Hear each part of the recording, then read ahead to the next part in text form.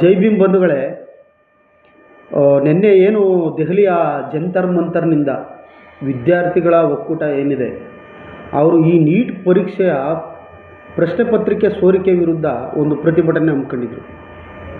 ಅವರ ಪ್ರತಿಭಟನೆ ಉದ್ದೇಶ ಇದು ಒಂದು ಮರುಪರೀಕ್ಷೆ ಆಗಬೇಕು, ಮತ್ತು ಈ ಒಂದು ಪ್ರಶ್ನೆ ಪತ್ರಿಕೆ ಸೋರಿಕೆ ಆಗಿದೆಯಲ್ಲ, ಇದರಲ್ಲಿ ಯಾರ್ಯಾರ ಕೈವಾಡ ಇದೆ ಅವರೆಲ್ಲರಿಗೂ ಶಿಕ್ಷೆ ಆಗಬೇಕು ಅನ್ನೋದು ಅವರ ಒಂದು ಉದ್ದೇಶ ಇತ್ತು. ಹಾಗಾಗಿ ಅವರು ಪಾರ್ಲಿಮೆಂಟ ಭವನಕ್ಕೆ ಮುತ್ತಿಗೆ ಹಾಕೋಕ್ಕೆ ಹೊರಟಿದ್ರು. ಆದರೆ ಇದನ್ನು ಸಹಿಸೋಕ್ಕಾಗದೆ ಅಂತ ಈ ಒಂದು ದೆಹಲಿಯ ರಾಜ್ಯ ಸರ್ಕಾರ ಮತ್ತು ಈ ಭಾರತದ ಕೇಂದ್ರ ಸರ್ಕಾರ ಇದರ ವೈಫಲ್ಯ ನಿನ್ನೆ ನಡೆದಕ್ಕಂಥ ಆ ವಿದ್ಯಾರ್ಥಿಗಳ ಮೇಲಿನ ಒಂದು ಈ ಪೊಲೀಸರ ದೌರ್ಜನ್ಯ ಏನಿದೆ ಇದರಲ್ಲಿ ಎದ್ದು ಕಾಣ್ತಾ ಇದೆ.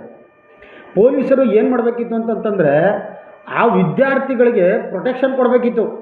ಇದರ ಬದಲಾಗಿ ಆ ವಿದ್ಯಾರ್ಥಿಗಳನ್ನು ಹಿಂಸಿಸಿ ಅಲ್ಲಿಂದ ಪಲಾಯನ ಮಾಡಲಿ ಅವರು ಅನ್ನೋ ಒಂದು ದುರುದ್ದೇಶದಿಂದ ಅವ್ರ ಮೇಲೆ ಲಾಠಿ ಚಾರ್ಜ್ ಮತ್ತು ಹಿಂಸಾತ್ಮಕವಾದ ಒಂದು ಕೃತ್ಯಕ್ಕೆ ಇವತ್ತು ದೆಹಲಿ ಪೊಲೀಸರು ಕಾರಣರಾಗಿದ್ದಾರೆ. ಹಾಗಾಗಿ ಬಂಧುಗಳೇ, ನಾನು ಏನು ಹೇಳೋಕ್ಕೆ ಇಷ್ಟಪಡ್ತೀನಿ ಅಂತಂತಂದರೆ, ಹಿಂದೆ 1947 ಇಂದ ಹಿಂದೆ ಈ ಒಂದು ಸ್ವಾತಂತ್ರ್ಯ ಹೋರಾಟ ಮಾಡೋಕ್ಕೂ ಕೂಡ ಈ ಥರ ಚಿತ್ರಹಿಂಸೆ ಆಗಿರಲಿಲ್ಲ. ಇವತ್ತೊಂದು ದಿನ ಏನು ಚಿತ್ರಹಿಂಸೆ ಆಗಿದೆ ದೆಹಲಿಯ ಜಂತರ್ ಮಂತರ್ನಲ್ಲಿ, ಇದರ ನೈತಿಕ ಹೊಣೆ ಹೊತ್ತು ದೆಹಲಿಯ ಮುಖ್ಯಮಂತ್ರಿ ರೇಖಾ ದಾಸ್ ಅವರು ಹಾಗೂ ಕೇಂದ್ರ ಸರ್ಕಾರದ ಶಿಕ್ಷಣ ಸಚಿವರಾದಕ್ಕಂಥ ಧರ್ಮೇಂದ್ರ ಪ್ರಸಾದ್ ಅವರು ಹಾಗೂ ಕೇಂದ್ರದ ಗೃಹ ಸಚಿವರಾದಂಥ ಅಮಿತ್ ಶಾ ಅವರು ಇದರ ನೈತಿಕ ಹೊಣೆನ ನೇರವಾಗಿ ಅವರು ಹೊತ್ತು ಇವತ್ತೊಂದು ದಿನ ರಾಜೀನಾಮೆ ಕೊಡಬೇಕು ಅಂತ ನಾನು ಒತ್ತಾಯಿಸ್ತೀನಿ ಬಂಧುಗಳೇ.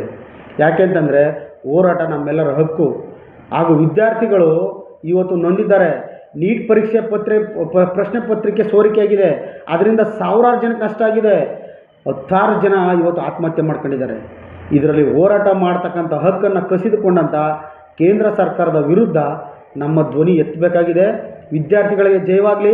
ಇದರ ನೈತಿಕ ಹೊಣೆ ಹೊತ್ತು ಇವತ್ತು ದಿನ ಯಾರು ಈ ಒಂದು ಪ್ರಶ್ನೆ ಪತ್ರಿಕೆ ಸೋರಿಕೆ ಆಗೋಕ್ಕೆ ಯಾರು ಕಾರಣ ಆಗಿದ್ದಾರೆ ಇವರು ಜೈಲು ಸೇರಬೇಕು.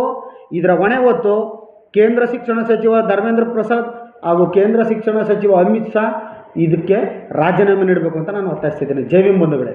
ಈಗ ಸರ್, ಅಲ್ಲಿ ಪೊಲೀಸ್ ಇಲಾಖೆ ಯಾವುದೇ ನಾಮಫಲಕಿಲ್ಲ ಮತ್ತು ಅವ್ರ ಬ್ಯಾಡ್ಜ್ಗಳಿಂದ ಹೆಸರುಗಳಿಂದಲೇ ಏಕೈಕಿ ವಿದ್ಯಾರ್ಥಿಗಳ ಮೇಲೆ ಹಲ್ಲೆ ಮಾಡ್ತಾರೆ. ಅದ್ರ ಬಗ್ಗೆ ಏನಿದೆ? ಇದು ದೆಹಲಿಯಲ್ಲಿ ನಡೆದಿರತಕ್ಕಂಥ ಒಂದು ಪೊಲೀಸ್ ಗೂಂಡಾಗಿರಿ ಅಂತ ನಾನು ಹೇಳಕ್ಕೆ ಬಯಸ್ತೀನಿ.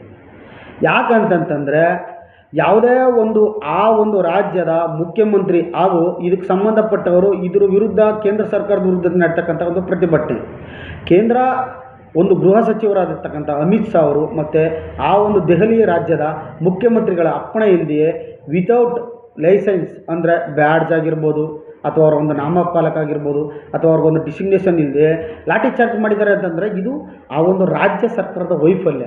ಹಾಗಾಗಿ ಆ ರಾಜ್ಯ ಸರ್ಕಾರದ ಮುಖ್ಯಮಂತ್ರಿಗಳು ಇದರ ನೈತಿಕ ಹೊಣೆ ಹೊತ್ತು ರಾಜೀನಾಮೆ ಕೊಡಬೇಕು ಅಂತ ನಾನು ಬಯಸ್ತೀನಿ.